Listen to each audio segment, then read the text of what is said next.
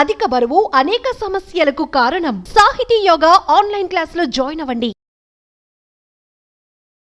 Sir ఈ protein గురించి మీరు చెప్పారు కదా, ఫిష్ ఎగ్స్ ఇవి చెప్పారు. ఇదంతా నాన్ వెజిటేరియన్ వాళ్ళకి ఎక్కడ నుంచి వెజిటేరియన్ వాళ్ళకి ప్రోటీన్స్ చాలా, అసలు వెజిటేరియన్ ప్రోటీన్ మంచి ప్రోటీన్ దాల్, స్ప్రౌట్స్, ఆల్ లెంటిల్స్లో ప్రోటీన్స్ ఉంటాయి. ఈ బీన్స్ ఇటువంటి దాంట్లో కూడా పెసర మంచిది. ఇప్పుడు దోశ బదులు పెసరట్టు తినండి, మంచిది. మన పెసరట్టు మంచిది చాలా. మీరు ఒక 2 రోజులు దోశలు ఇడ్లీలు ఆపేసి పెసరట్టు తినండి, మంచిది చాలా. పెసరట్టు మన ట్రెడిషనల్గా చూడండి, పెసరట్టు, కోకోనట్ చట్నీ, సాంబారు, అల్లం పచ్చి, ఇవన్నీ మంచి, అసలు హెల్తీ. అలా తిన్నాం అనుకోండి మనకి మంచి హెల్త్కి మంచిది. సో ఈ western breakfast toast butter egg అన్న బదులు ఇవి మంచి మాట. అంటే మామూలుగా ఈ ప్రపంచం పెద్దది, ఒక్కొక్క ప్రాంతంలో ఒక రకమైన శీతోష్ణ స్థితిలో, అంటే చలి శీతోష్ణ పరిస్థితుల్లో ఒక్కో ప్రాంతానికి ఒక్కో రకంగా ఉంటాయి, జీన్స్ ఒక్కో రకంగా ఉంటాయి. దీన్ని స్టడీ చేసి కొన్ని వందల వేల సంవత్సరాల క్రితమే ఆయా ప్రాంతాలకి ఈ ఆహారం మన వాళ్ళు డిసైడ్ చేశారు. 100 ఏళ్ల నుంచి మనం అవే ఫాలో అవుతున్నాము కదా. ఇప్పుడు ఇది మారడం లేదు. నేను అనేది ఏమంటే, మనం ఏ ప్రాంతంలో ఉన్నామంటే ఆ ప్రాంతము భోజనం ఫుడ్స్ అడాప్ట్ చేయడం మంచిది. అవును, మీరు చెప్పాను కదా, ఫర్ ఎగ్జాంపుల్ పెసరట్టు మన దాంట్లో, అలాగా చాలా చిక్కుడుకాయతో చేస్తారు, లాల్తో చేస్తారు, సాంబారు, ఇటువంటివన్నీ హెల్తీ ఫుడ్స్. ఇవి మనము అదే కంటిన్యూ చేయాలి. బట్ ఏమంటే కొత్తగా వెస్టర్నైజ్ ఫుడ్స్, ఇప్పుడు ఇడ్లీ కూడా మనకి వేరే టైప్స్లో చేయొచ్చు. పురాణాలు వేరే, మామూలుగా ప్యూర్ ఇడ్లీ వచ్చింది అనుకోండి, కంప్లీట్ డైజెస్టెడ్, అవన్నీ మోడర్న్. ఇది అది ఆవిరి కూడా అనేవాళ్ళు, కూడా అనేవాళ్ళము. అలాగే ఇప్పుడు మనము ఆపం తీసుకోండి, ఆపం కూడా బాగా స్టీమ్డ్, అది మంచి ఇది. అది కేరళ వాళ్ళు ఎక్కువ తింటారు, అది తింటారు మన దగ్గర కూడా. సో ఇటువంటివన్నీ ఒరిజినల్ డైట్స్ అని మనం ఫాలో అయ్యి, ఈ కొత్త అడిషన్స్ వచ్చాయి చూడండి, అవి మంచిది కాదు. మన ఏ రీజన్లో ఉంటే ఆ ఆహారం తింటాం. కేరళ అనుకోండి, ఆ కేరళ వాళ్ళు తిన్న ఆహారం అది మంచిది లోకల్గా. వాళ్ళకి ఎక్కడ గ్రో అయిన ఆహారం తింటే అది చాలా మంచిది. మన ఈ వెస్టర్నైజ్ డైట్స్ వచ్చి చాలా ఇచ్చేస్తుంది. ఈ వెస్టర్నైజ్ డైట్స్ కూడా మన డైట్స్కి అడాప్ట్ చేసుకోవాలి.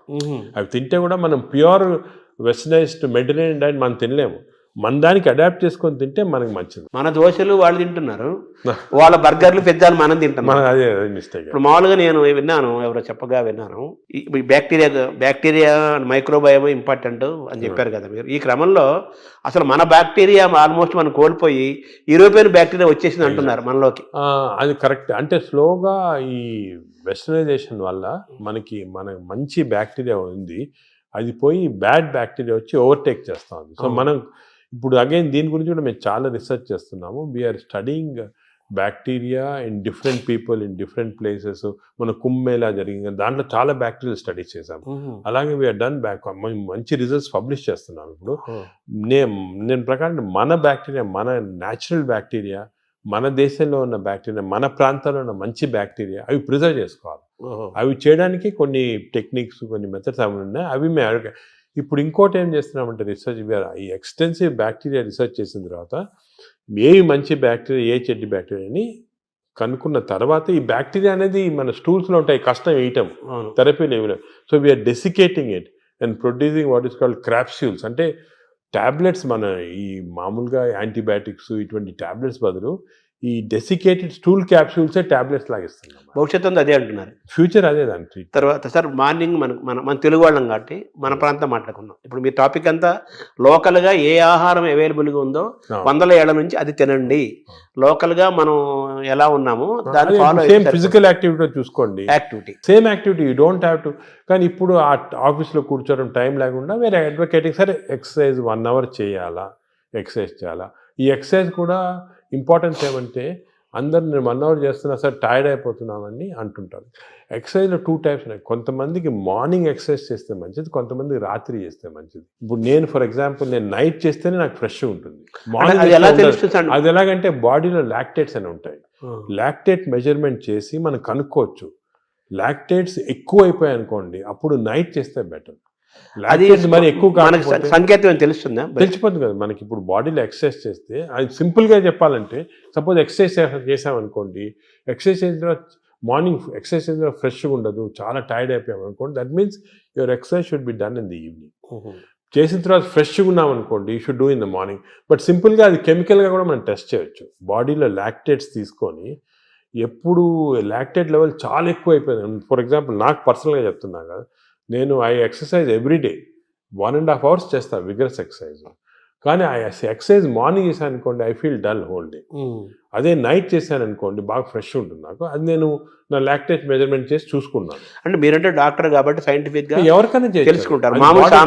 మామూలు వాళ్ళ మీరు కూడా ఏం లేదు, ఇప్పుడు ఎక్సర్సైజ్ చేసి మీ బ్లడ్ శాంపుల్ లాక్టేట్ లెవెల్ పంపించారనుకోండి, లాక్టేట్ లెవెల్ మరీ ఎక్కువ ఉంటే మీరు నైట్ చేసుకుంటారు బెటర్. అంటే మన బాడీ సంకేతం ఇస్తుంది కదా, మైండ్ లో కూడా తెలిసిపోతుంది మనకి ఏది ఎక్సర్సైజ్. మీకు కూడా మార్నింగ్ వాక్ చేశారనుకోండి, కానీ ఇంకోటి ఏమంటే ఎక్సర్సైజ్లో ఏదో లీజర్లీ ఫ్రెండ్స్ మాట్లాడుకుంటా, కాఫీ తాక్కుంటా, ఏదో స్మోక్ చేసుకుంటా వాకింగ్ అది విగ్రెస్గా మినిమం పర్ అవర్ 6 kilometers నడవాలి. Minimum 6 is minimum.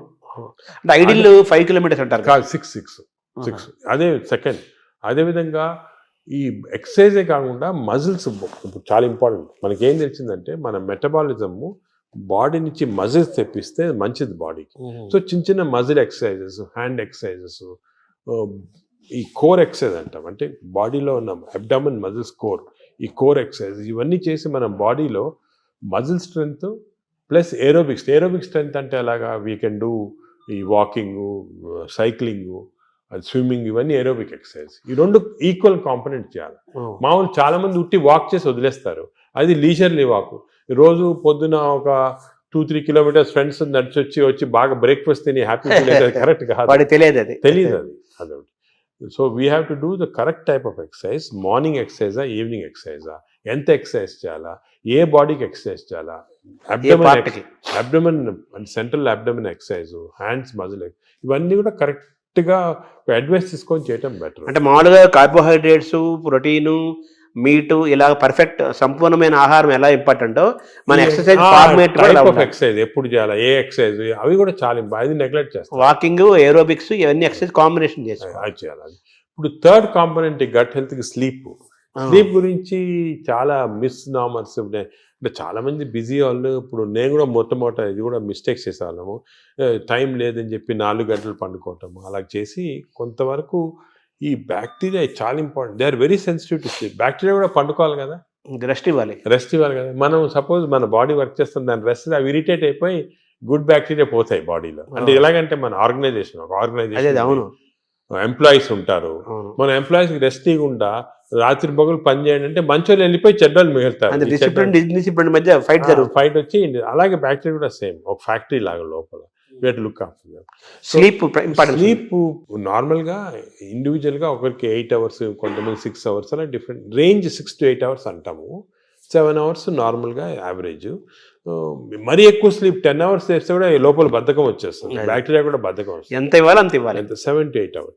కానీ మోస్ట్ ఇంపార్టెంట్ ఏమంటే మనం మాడిఫై కూడా చేసుకోవచ్చు ఈ స్లీప్. కొన్ని ఎక్సర్సైజెస్ వల్ల 8 hours అవసరం ఉన్న స్లీప్ 4 hours సేమ్ స్ట్రెంగ్త్ రావచ్చు. అదేమంటే రెమ్, నాన్ రెమ్ స్లీప్ అంటారు. రెమ్ స్లీప్ ఇంపార్టెంట్ మనకి, ర్యాపిడ్ ఐ మూవ్మెంట్ స్లీప్ అంటే గాఢ నిద్ర అంటారా.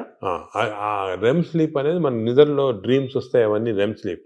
ఈ రెమ్ స్లీప్ మనం if are able to condense to 4 hours we can get. ఇది కూడా ఒక టెక్నిక్, ట్రైనింగ్, అంటే ఇది ఒక సెపరేట్ సబ్జెక్ట్, చాలా టైం పడుతుంది. స్లీప్ హైజీన్ అంటారు కదా, sleep hygiene, sleep training, sleep technique, ఇవన్నీ ఉన్నాయి.